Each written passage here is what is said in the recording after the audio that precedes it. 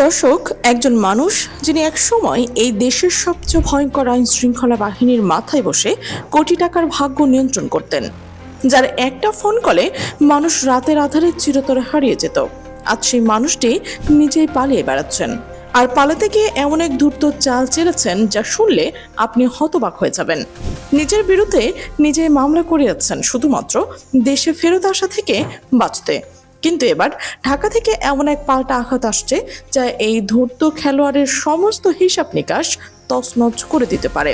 আজকের এই বিশেষ অনুসন্ধানী পর্বে আমরা তুলে ধরতে যাচ্ছি বাংলাদেশের সাম্প্রতিক ইতিহাসের সবচেয়ে চাঞ্চল্যকর পলাতক অপারেশনের পেছনের গল্পে। একজন সাবেক পুলিশ প্রধান যিনি একটা সময় রাষ্ট্রযন্ত্রের সবচেয়ে নির্ভরযোগ্য ঢাল ছিলেন, আজ কিভাবে দুবাইয়ের আড়ালে বসে বাংলাদেশের বিচার ব্যবস্থাকে বৃদ্ধাঙ্গুলি দেখানোর চেষ্টা করছেন, সেই রোমহর্ষক কাহিনী আজ আমরা উন্মোচিত করব আপনাদের সামনে। দর্শক, ভিডিওটি শেষ পর্যন্ত দেখুন, কারণ শেষের দিকে যে তথ্য আসবে সেটি পুরো ঘটনার মোড় ঘুরিয়ে দিতে পারে। দর্শক, কাহিনীটার শুরু বুঝতে হলে আমাদের একটু পেছনে তাকাতে হবে।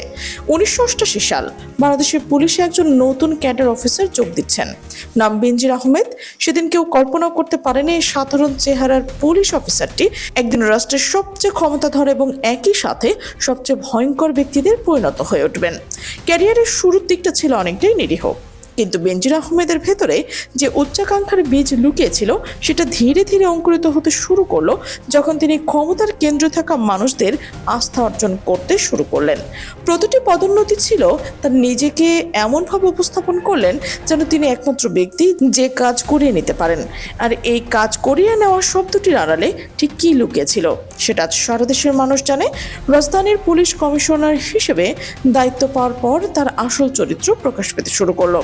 ঢাকার রাজপথে বিরোধী রাজনীতি দলগুলোকে মিছিল সমাবেশ দমনে তিনি এমন নির্মমতার পরিচয় দিয়েছেন যা বাংলাদেশের রাজনীতির ইতিহাসে এক কালো অধ্যায় হিসেবে চিহ্নিত হয়ে আছে।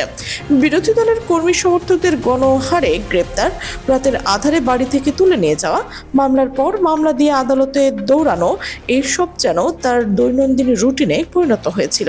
দর্শক, কিন্তু আসল আতঙ্কের শুরু হলো যখন বেনজির আহমেদ বসানো হলো দেশের সর্বোচ্চ ক্ষমতাশীল এবং বিতর্কিত বাহিনীর র্যাপিড অ্যাকশন ব্যাটালিয়নের শীর্ষে। র্যাবের মহাপরিচালক হিসেবে তার শাসনকাল যেন ছিল এক দুঃস্বপ্নের যুগ। একের পর এক মানুষ রহস্যজনকভাবেই নিখোঁজ হতে শুরু করলো। পরিবারের থানায় গেলে কোনো তথ্য পাওয়া যায়নি, আদালতে গেলে কোনো প্রতিকার মিলত না। আইন শৃঙ্খলা বাহিনীর পরিচয়ে রাতের অন্ধকারে বাড়ি থেকে তুলে নেওয়া যাওয়া হতো, কিন্তু সেই মানুষটি আর কোনোদিনই ফিরে আসতো না, না জীবিত না মৃত, শুধু শূন্যতা, শুধু একটা প্রশ্ন চিহ্ন। আর অসহনীয় যন্ত্রণা রেখে যেত প্রতিটি পরিবারের বুকে। আন্তর্জাতিক মানবাধিকার সংস্থাগুলো বারবার সতর্কবাণী উচ্চারণ করেছেন।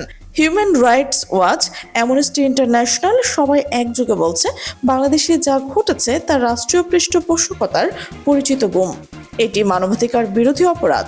আর এই ভয়ানক সময়ে নিরাপত্তা বাহিনীর শীর্ষে যিনি বসেছিলেন তার নাম ছিল বেনজির আহমেদ। অবস্থাটা এতটা ভয়াবহ হয়ে উঠেছিল যে শেষ পর্যন্ত স্বয়ং যুক্তরাষ্ট্র সরকার র্যাবের ওপর কঠোর নিষেধাজ্ঞা আরোপ করতে বাধ্য হয়। বেনজির আহমেদ ব্যক্তিগতভাবেও মার্কিন নিষেধাজ্ঞার তালিকায় অন্তর্ভুক্ত হন। এটি বাংলাদেশের জন্য ছিল এক অভূতপূর্ব কূটনৈতিক অপমান। দর্শক, গুম আর হত্যার বাইরে বেনজির আহমেদের বিরুদ্ধে আরও একটি ভয়ানক অভিযোগ রয়েছে, আর সেটি হলো অকল্পনীয় মাত্রার দুর্নীতি। একজন সরকারি কর্মকর্তা সারা জীবন রাষ্ট্রীয় বেতন চাকরি করেন, সেই বেতনের অঙ্ক কোনো গোপন বিষয় নয়। সরকারি স্কেলে একজন পুলিশ মহাপরিদর্শকের বেতন যতই হোক, তা দিয়ে দেশ বিদেশের শত শত কোটি টাকার সম্পত্তি গড়ে তোলা কোনোভাবেই সম্ভব নয়। অথচ অনুসন্ধানে বেরিয়ে এসেছে এমন চিত্র যা রীতিমতো চোখ কপালে ওঠার মতো। ঢাকার অভিজাত এলাকায় একাধিক বিলাসবহুল ফ্ল্যাট, দেশের বিভিন্ন প্রান্তে বিশাল বিশাল জমি, আত্মীয় স্বজনদের নামে পরিচিত ব্যবসায়ী প্রতিষ্ঠান, ব্যাংক হিসাব জমা, বিপুল অর্থ, সবকিছু মিলিয়ে এমন এক সম্পদের পাহাড় দাঁড় করিয়েছেন যা বৈধ ব্যাখ্যা দেওয়া কার্যত অসম্ভব। আরও উদ্বেগজনক হলো এই বিপুল সম্পদের বড় অংশ লুকোনো রয়েছে তার স্ত্রী, কন্যা এবং ঘনিষ্ঠ আত্মীয়দের আহমেদের নামে। বিভিন্ন সেল কোম্পানি, বেনামি বিনিয়োগ এবং জটিল আর্থিক লেনদেনের মাথার টাকার উৎস এমনভাবে ঢেকে রাখা হয়েছে যেন কেউ কোনোদিনের নাগালই পাবে না। দর্শক, এবার আসে আজকের মূল কাহিনীতে, যেটা শুনলে আপনি বুঝবেন ক্ষমতার স্বাদ পাওয়ার মানুষ বাঁচার জন্য কতটা নিচে নামতে পারে। ক্ষমতার পট পরিবর্তনের পর যখন বেনজির আহমেদের বিরুদ্ধে একের পর এক মামলা হতে শুরু করলো, তখন তদন্ত সংস্থাগুলো তার সম্পদের হিসাব খুঁজতে শুরু করলো। যখন আন্তর্জাতিক পর্যায়ে তার বিরুদ্ধে ইন্টারপোল রেড নোটিশ জারির প্রক্রিয়া শুরু হয়ে গেল, তখন তিনি দেশ ছেড়ে আশ্রয় নিলেন সংযুক্ত আরব আমিরাতে, দুবাইয়ের বিলাসবহুল প্রাসাদে। ঢাকা থেকে তার প্রত্যর্পণের জন্য কূটনৈতিক তৎপরতা যখন তুঙ্গে উঠল, তখন গোয়েন্দা কর্মকর্তা যখন ইন্টারপোল এবং দুবাই পুলিশের দপ্তরে দপ্তরে দিনরাত ছুটোছুটি শুরু করলেন, ঠিক তখনই বেনজির আহমেদ এক চাল চাললেন যা শুনে যে কোনো থ্রিলার মুভির চিত্রনাট্যকারও লজ্জা পাবেন। তিনি দুবাই বসে নিজের অত্যন্ত বিশ্বস্ত একজন ঘনিষ্ঠ ব্যক্তিকে দিয়ে, শুনুন ভালো করে, নিজের বিরুদ্ধে একটি মামলা দায়ের করলেন দুবাইয়ের স্থানীয় আদালতে। হ্যাঁ দর্শক, ঠিকই শুনেছেন, নিজের বিরুদ্ধে নিজেই মামলা করিয়েছেন। এই সাজানো মামলায় তার বিরুদ্ধে বিপুল পরিমাণ আর্থিক জালিয়াতি এবং অর্থ আত্মসংঘাতের অভিযোগ আনা হয়েছে। উদ্দেশ্য একটাই, সংযুক্ত আরব আমিরাতের আইন ব্যবস্থাকে ঢাল হিসেবে ব্যবহার করা। কারণটা অত্যন্ত সুচতুর। আমিরাতের প্রচলিত আইন অনুযায়ী যদি কোনো ব্যক্তির বিরুদ্ধে সেই দেশের মাটিতে কোনো আর্থিক এবং দেওয়ানি মামলার বিচার থাকে, তাহলে সেই মামলার চূড়ান্ত নিষ্পত্তি না হওয়া পর্যন্ত ওই ব্যক্তিকে অন্য কোনো দেশে প্রত্যর্পণ করা আইনগতভাবে প্রায় অসম্ভব। বেনজির ঠিক এই আইনের ফাঁকটুকুকেই কাজে লাগাতে চেয়েছেন।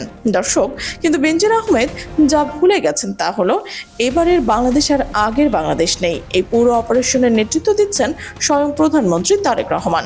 তিনি ব্যক্তিগতভাবে ওই প্রত্যর্পণ প্রক্রিয়ার প্রতিটি ধাপ পর্যবেক্ষণ করছেন। আমিরাতের সরকার প্রধানের সাথে তার সরাসরি উচ্চ পর্যায়ের কূটনৈতিক সংলাপ চলমান রয়েছে। স্বরাষ্ট্রমন্ত্রী সালাউদ্দিন আহমেদের জাতীয় সংসদের মেঝেতে দাঁড়িয়ে স্পষ্ট করে জানিয়ে দিয়েছেন, পলাতক ওই অপরাধীকে দেশে ফিরিয়ে আনা হবেই, যত বড়ই চালাকি করুক না কেন। আর সেই প্রত্যয়ের প্রমাণ মিলেছে সেই ঐতিহাসিক রাতে। স্বরাষ্ট্রমন্ত্রী নিজে বর্ণনা দিয়েছেন, সেই রাতের ঘটনায় পুলিশের একটি বিশেষ দল সেদিন রাত 9টা পর্যন্ত একটানা পরিশ্রম করে সমস্ত তথ্য প্রমাণ সংকলন করে 144 পাতার এক বিশাল আইনি দলিল প্রস্তুত করেছেন। রাত 10টায় স্বরাষ্ট্রমন্ত্রী নিজে সেই নথিতে স্বাক্ষর করেছেন। সেই রাতেই পররাষ্ট্রমন্ত্রীর কাছে ফাইলটির একটি আনুষ্ঠানিক অনুলিপি পৌঁছে দেওয়া হয়েছে। পরদিন ভোরের আলো ফোটার আগে সচিব পর্যায়ের আনুষ্ঠানিক হস্তক্ষেপ সম্পন্ন হয়।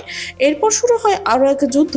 144 পাতার এই পুরো অপরাধনামা নিখুঁতভাবে আরবি ভাষায় অনুবাদ করা হয়।